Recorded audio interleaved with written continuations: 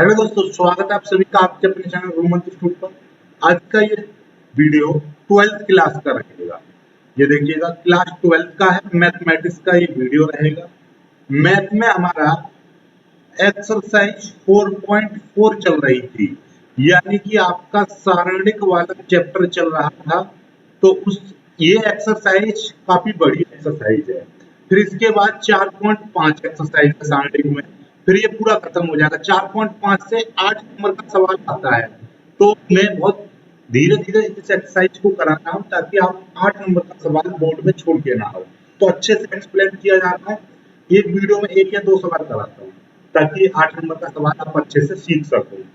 तो इसलिए आप कुछ स्टूडेंट बोले सर इससे हम बोर हो गए, तो इससे अगली बारी एक्सरसाइज को भी मैं साथ के साथ स्टार्ट कर दे रहा हूँ। ये भी चलती रहेगी साथ में, और ये वाली एक्सरसाइज नया देखिए, क्लास 12th मैथमेटिक्स में यूनिट नंबर 5, यानी कि अगली एक्सरसाइज हम स्टार्ट करेंगे। जैसे 4 खत्म हो जाएगा चैप्टर, तो चैप्टर नंबर आपका 5 चलेगा। चैप्टर नंबर 5 क्या है? कंटिन्यूटी एंड डिफरेंशियबिलिटी, यानी कि सांतत्यता एवं अवकलनीयता। ये है, यानी अवकलन समाकलन जो होते हैं, आप अवकलन पढ़ोगे, लिमिट्स पढ़ोगे। ठीक है, तो पहले आज ये बेसिक वीडियो है। बेसिक में मैं आपको लिमिट्स के कॉन्सेप्ट आपको बताऊंगा, लिमिट्स होती क्या है। फिर कल से आपका एक्सरसाइज 5.1 को स्टार्ट करेंगे, और ये 4.4 का हर रोज का आपको एक वीडियो मिलता रहेगा। एक वीडियो इसका मिलेगा और एक वीडियो आपका 5 पॉइंट पे चलेगा, ताकि आपका मतलब जैसे खाते हो ना, स्टैंडर्ड खाना खाते हो, तो कभी मीठा खाओगे, कभी चटपटा खाओगे, कभी चाउमीन, कभी बर्गर, इस तरीके से तो सारी चीजें आपको यहाँ पे। पहले हम समझते हैं लिमिट्स क्या है।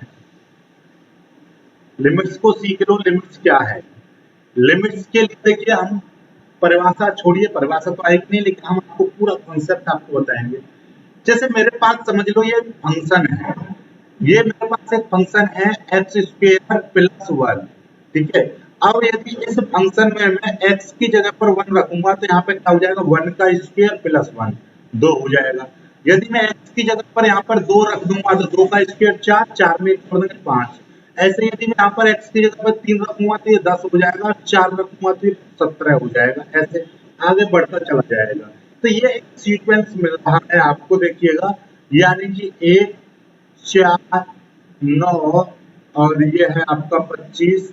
ठीक है, और सॉरी 16, 16, और ये हो जाएगा 25। इस तरीके से इसमें plus 1 plus 1 plus 1 plus 1 plus 1, एक सीक्वेंस बना। 1 का वर्ग 1 प्लस 1, 2 का वर्ग 2 प्लस 1, 3 का वर्ग 9 प्लस 1, 4 का वर्ग प्लस 1, 5 का वर्ग प्लस 1, यानी एक सीरीज बन रही है।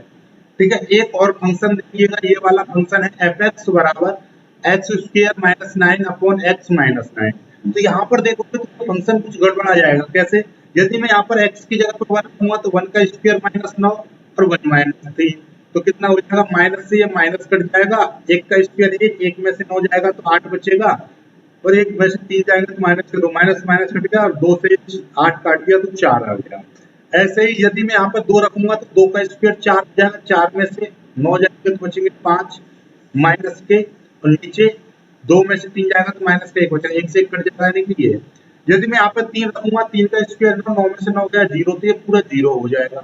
यदि मैं यहाँ पर 4 रखूंगा, तो ये 6 आएगा, और यदि यहाँ पर 5 रखूंगा, तो ये 7 आएगा इस वाले फंक्शन में। तो यहाँ से एक चीज आपको दिखाई दे रही है, देखिए 4, 4 के बाद में 5 आया, 5 के बाद में यहाँ पे देखिएगा 0 आ गया, लेकिन 5 के बाद में यहाँ पर आना कुछ और चाहिए था। 6 आना चाहिए था ना, यहाँ पे ये नंबर गड़बड़ा गया।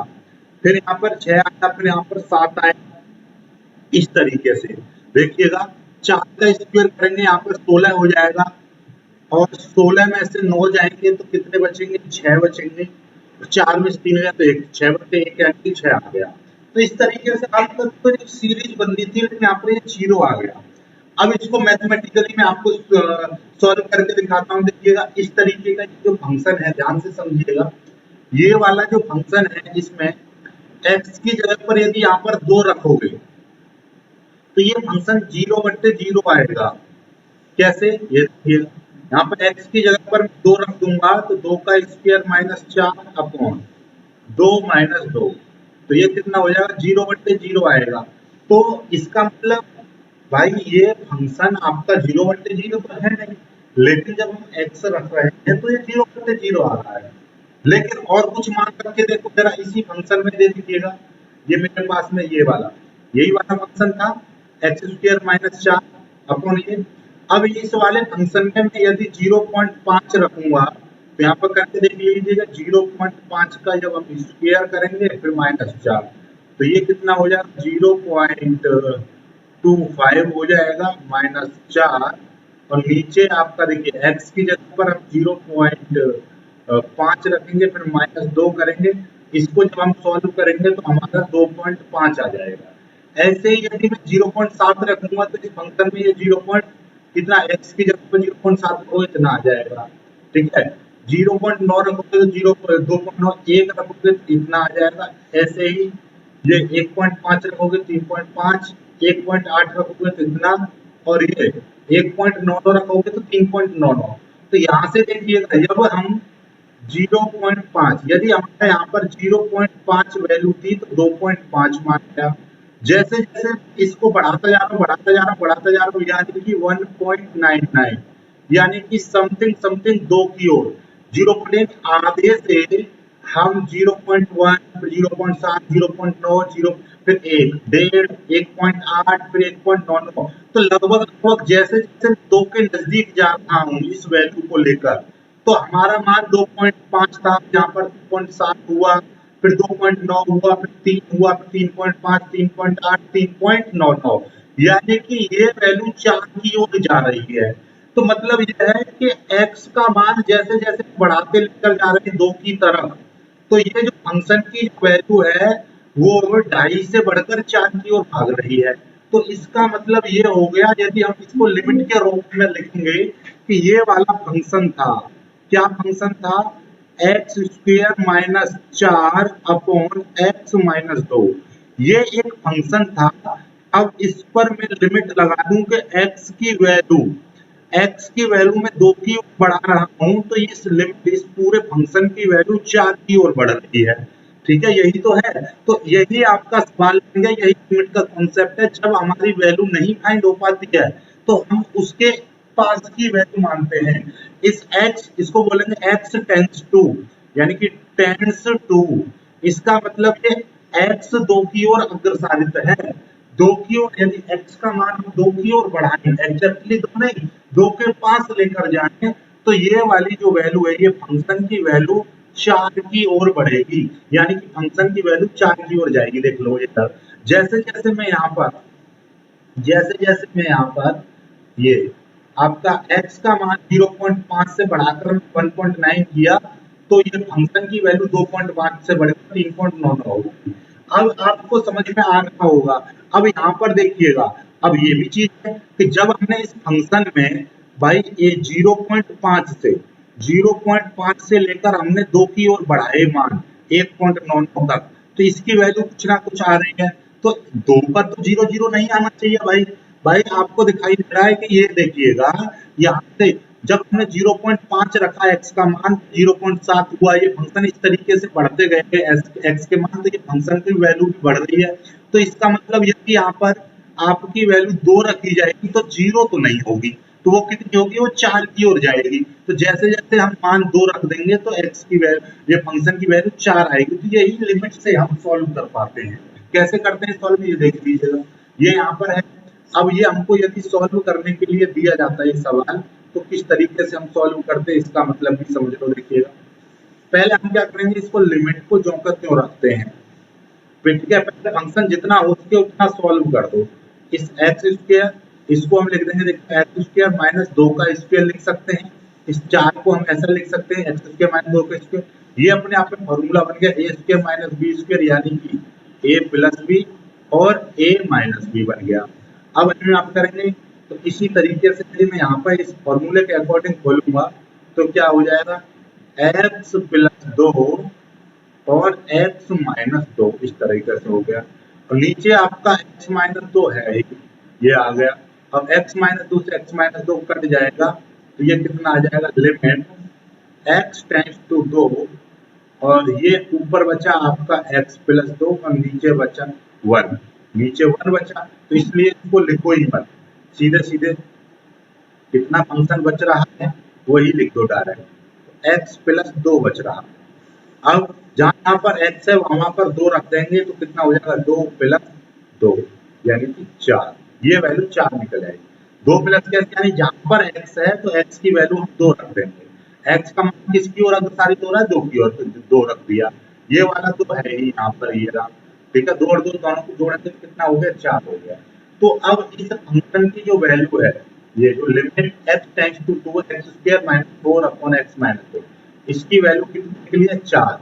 तो मतलब इस वाले फंक्शन में x का मान 2 की ओर बढ़ेगा तो इस फंक्शन की वैल्यू 4 की ओर बढ़ेगी, बस ये है। तो ये इस तरीके से लिमिट निकलता है, तो हमको कुछ चीजें पता चलने लगती है लिमिट से, ठीक है। ये समझ में आई बात, नहीं आई, तो इस तरीके से हमको पता चल जाती है। ये है लिमिट का बेसिक कॉन्सेप्ट। तो लिमिट का कुछ सवाल होते हैं तो उनको हम करते हैं सॉल्व, ठीक है। चलिएगा ऐसे ही यहीं पर देखिएगा, यदि यहाँ पर आपने कहा है सर ये तो इधर से बढ़ाया है, आप पीछे से तो घटा के ला सकते हो, बिल्कुल ला सकते हैं हम पीछे से घटाकर। जैसे इसी सवाल में हम, ये फंक्शन कितना था, फंक्शन था आपका f(x) बराबर x² - 4 और यहाँ पर x - 2। अब ये देखिएगा, ये x की वैल्यू में एक टेबल बना रहा हूँ, आप इससे समझ जाओगे चीजों को। और यहाँ पर लिख रहा हूँ x की वैल्यू। यदि पहले मैंने x की जगह पर, देखिए पहले हमने 0.5 से स्टार्ट किया था, अब की बात सीधे सीधे में यहाँ पर मान लीजिए आप 2 की ओर लेके आएंगे तो पहले यहाँ पर 5 रखिएगा। 5 रखेंगे यहाँ पर तो 5 का स्क्वायर 25, 25 में से 4 जाएगा तो कितना हो जाएगा, 25 में 4 जाएंगे तो 21 बचेंगे, और 5 में से 2 जाएंगे तो बचेंगे 3, तो 3 से 1 कट जाएगा तो 7 आ जाएगा, ठीक है। इसी तरीके से यदि मैं यहाँ पर 6 रखूंगा x की जगह पर तो कितना हो जाएगा, 8 हो जाएगा। देख लीजिएगा 6 6 36, 36 में से 4 जाएगा, 36 में से 4 जाएंगे तो 32 बचेंगे, 6 में से 2 है तो बचेंगे 4, 4 से कट गया 8 तो 8 बार कट जाएगा, 4 8 32। इस तरीके ऐसे, सॉरी हमको घटाना है, ठीक है, हमको यहाँ पर घटाना है। यदि 5 की जगह पर 4 रखेंगे तो 4 तक 16, 16 में से 4 जाएंगे तो बचेंगे कितने, 4 तक 16, 16 में से 4 जाएंगे तो 12 बचेंगे, 12 में 2 का भाग कर देंगे, 4 में 2 गए, ठीक है, तो कितने बचेंगे, 6। यहाँ पर 3 रखेंगे तो 5 आएगा।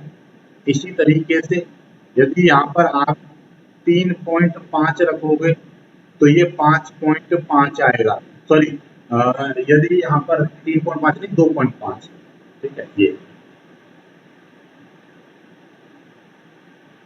इस वाले फंक्शन में 2.5, इस वाले फंक्शन में यदि यहाँ पे देखो दिखा देता हूँ,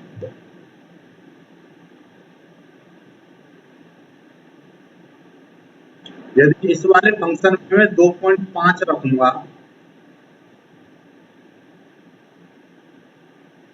तो कितना आ जाएगा, इसका हो जाएगा 6.25। 6.25 से 4 घटेंगे तो कितने बचेंगे, 2 दूनी 4, ये सॉरी 4 पॉइंट, देखिएगा ध्यान से, ये हो जाएगा 2 ये 25, 25 का स्क्वायर करते हैं तो 625 आता है, तो 6.25, 2.5 का स्क्वायर माइनस 4, ये चला जाएगा तो यहाँ पर कितना बचेगा, ये बचेगा आपका 0.5, इस तरीके से।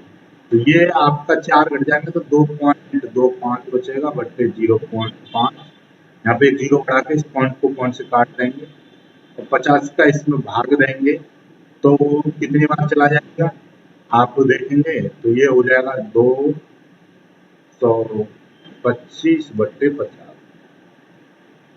50 चौके 4.5 आ जाएगा, इसको भाग कर लेंगे तो। इसका मतलब यदि मैं यहाँ पर 2.3 रखूंगा तो ये हो जाएगा 4.3 हो जाएगा, यदि मैं 2.1 रखूंगा तो ये 4.1 हो जाएगा, यदि 2.009 रखूंगा तो ये 4.009 आ जाएगा, इतना आएगा। तो जैसे जैसे मैं ऊपर से घटाते लेकर आ रहा हूँ 5, 4.3, 2.5, 2.3, 2.1, 2। तो ये वाली वैल्यू 7 से घटकर किसकी ओर भाग रही है, 4 की ओर भाग रही है। तो यही वैल्यू लिमिट भी हमको ऊपर से पता चलती है। तो इसीलिए हम देखिएगा यहाँ से हमको पता चलती है, दो लिमिट निकालते हैं हम। जैसे हमारी कोई वैल्यू 0 है, एक होती है LHL यानी राइट हैंड लिमिट, और एक होती है LHL लेफ्ट हैंड लिमिट। ठीक है, LHL यानी कि left hand limit. Okay, right hand limit यानी कोई वैल्यू जब हमारा यानी कि 2 पर लिमिट निकाल रहे हैं तो 2 ना रख के 2 से कुछ ज्यादा वैल्यू लग रही है, जैसे 2.5, 2.3, 2 पॉइंट कुछ, यानी 2 से ज्यादा रख ले तो राइट हैंड लिमिट, और 2 से कम रख के निकालेंगे वैल्यू जैसे 1.9, 1.9, 1.8, इस तरीके से, तो ये लेफ्ट हैंड लिमिट होगी। यानी कि जैसे हम लिमिट पर कोई भी सवाल दे रखा है, हम निकाल रहे हैं, यदि लिमिट निकाल रहे हैं x बराबर 4 पर, तो यदि मैं x की वैल्यू 4 से कम लूंगा, जैसे 3.99 या 3.2, तो उसको हम LHL बोलेंगे। और यदि यहाँ पर है x की वैल्यू हम 4 से ज्यादा, जैसे 4.1, 4.001, तो ये पुट करेंगे तो वो राइट हैंड लिमिट होगी। आई होप आप लिमिट का कॉन्सेप्ट समझ पाए होंगे। वीडियो को लाइक करके शेयर जरूर कीजिएगा।